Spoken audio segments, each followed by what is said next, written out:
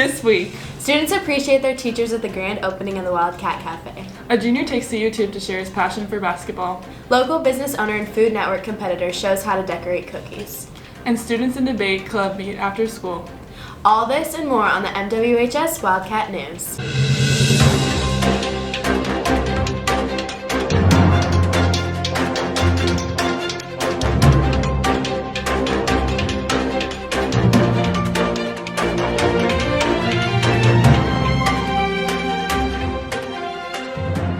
Welcome back, Wildcats. I'm Maddie Waller. And I'm Anna Burton. On March 7th, the state of Nebraska celebrated Teacher Appreciation Day, coinciding with festivities during the rest of the week. Staff reporter John Nessie has more. March 7, 2023 was Nebraska Teacher Recognition Day. This day is dedicated to all the teachers and their hard work through connecting with students and keeping the classroom a thriving learning environment. My favorite teacher is probably my journalism teacher, Mr. Hilburn. I've had him for the past 3 years now, so we have a nice connection just because, we spend so much time when it's live streaming things, talking about different stories that need to get done and stuff like that. And now that I have the broadcast editor-in-chief role that I have now compared to years before, it's just been nice to have someone there who's able to help me out when I might have more advanced level questions compared to other people in the class who might not have been doing it as long as me.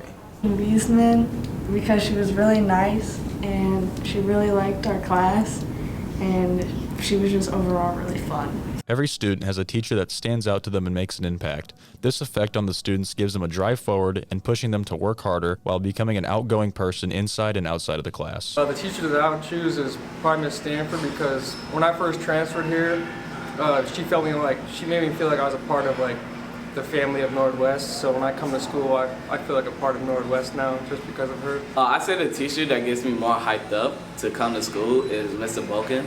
And I say that because I show up to school 2 minutes late, and he's always hopping on my kids about showing up to school on time. And so that kind of just motivates me to just show up, and then we always just joke around in class, what makes me happy about it.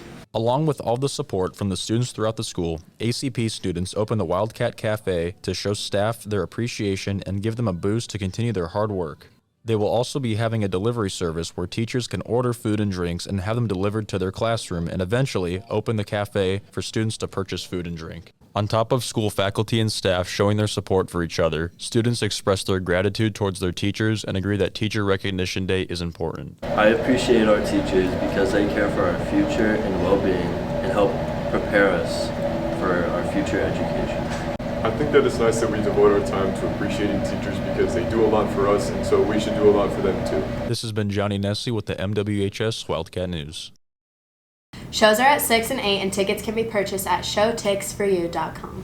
Basketball can be a fun sport to watch with high-intensity play and even higher-scoring games. For junior Blake Kaler, he uses YouTube to reach out to more fans of the sport, and specifically the Utah Jazz. As he live streams games from his house, broadcast editor-in-chief Logan Mosley has more. For many, basketball is a fun sport to sit down, watch, and become invested in another team. For junior Blake Kaler, he has taken his passion for the sport to the internet, creating a channel for the Utah Jazz, live commentating and providing an in-depth analysis about the team.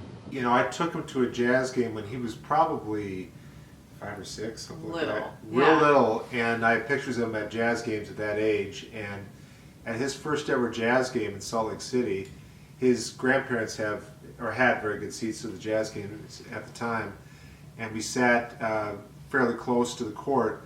And in that first game, the mascot for the Jazz came up and put silly string on his head. He caught there's a parachute that came down, a bunch of parachutes, and he caught it. It was I think a free Chick-fil-A, something or other. And he caught a jazz ball. I mean, the trifecta that normally every kid would hope for one in their lifetime. He got all three in his first experience. So I think that's never been topped, but that was kind of it for him. Working alongside Addison Rusko, a senior from Florida who he has never met in person, the two have worked together for over the past 2 years, amassing over 4,000 subscribers and over 1 million views. I kind of want to make a jazz channel, and I got to thinking of things I could do, and I'm like, I kind of don't want to do this alone. I kind of want to do this with someone, and I'm thinking, oh my God, Blake. I was like, that's the way. And so then I remember texting him while I was in math class, I wrote him this big paragraph. I was like, dude, we got to do this. And then, yeah, but it was a random thought I had one day in math class, and I decided to run with it. The two have plans for the channel to grow in the future, using partnerships to get them both to Syracuse. The school the duo hopes to meet up and continue their careers. So we've partnered with SeatGeek in we have a partnership where basically they gave us a code. A lot of creators have that, like Gideon and people like that. So that was pretty sweet for us to get that opportunity. And basically they can they gave us a code, and you get money off for everything for every ticket you purchase, every purchase you make on SeatGeek, and then they give money back to us. While Kaler has one more year left at Millard West, his time commentating not only for the school but his favorite team will give him the experience he needs to pursue his dreams. For the MWHS Wildcat News, this has been Logan Mosley. Seniors, the last day to order a cap and gown is Friday, March 17th.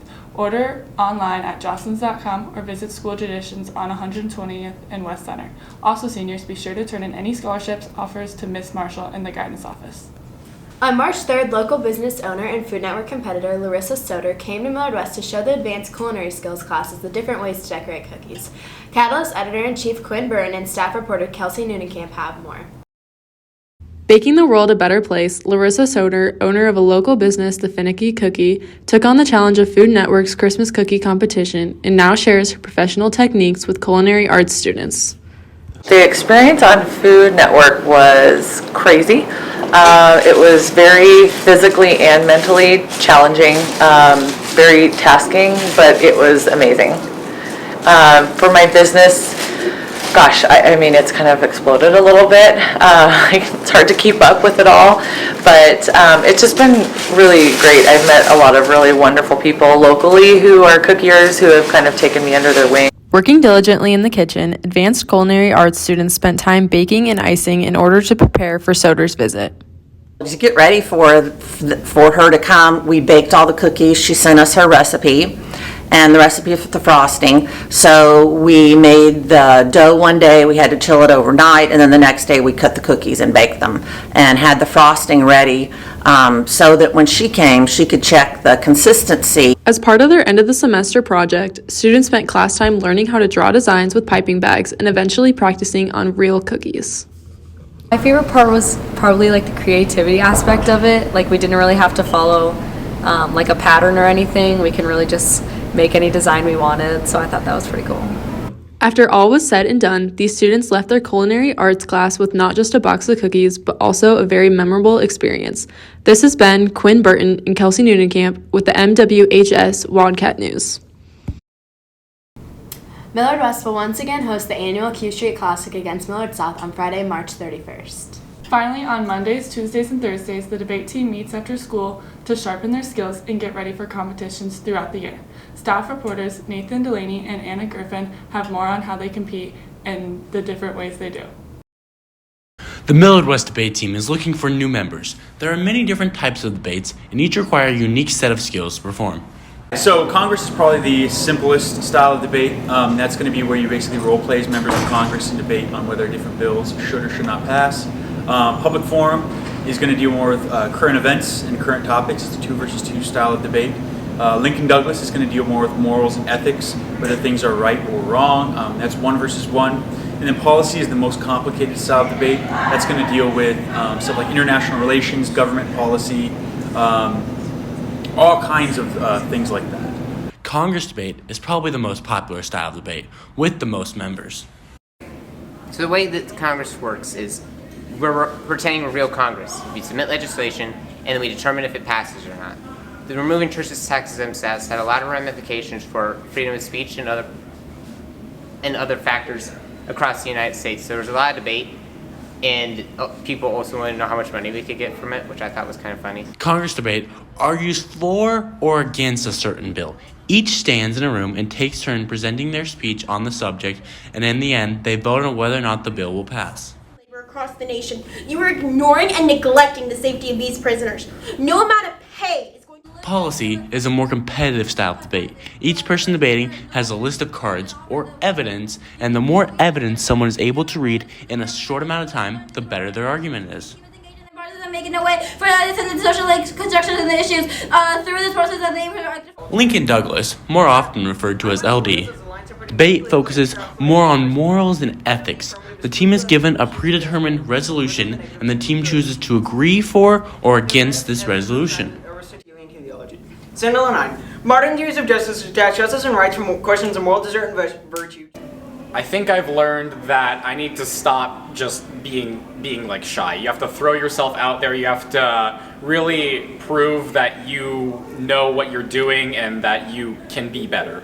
Debate improves confidence with speaking and is a great place to make new friends and meet new people. Students should join debate because, I mean, it's just a great place to be. We have snacks every Monday. We have quite a few kids. The team's growing. You know, outside of the work that we do, we play games and stuff like that. And then also it's just a great opportunity for students to kind of grow in terms of talking about topics that, you know, allows them to learn more about the world around them. The debate team is ramping up for their future debate tournaments and would love some new additions to their team. This has been Nathan Delaney and Anna Griffin for the MWHS Wildcat News. That's all for this week, Wildcats. Make sure to check us out on social media. Go to our website or go online and listen to our new radio station, The Uproar. For the MWHS Wildcat News, this has been Maddie Waller and Anna Burton. We'll see you next time, Wildcats.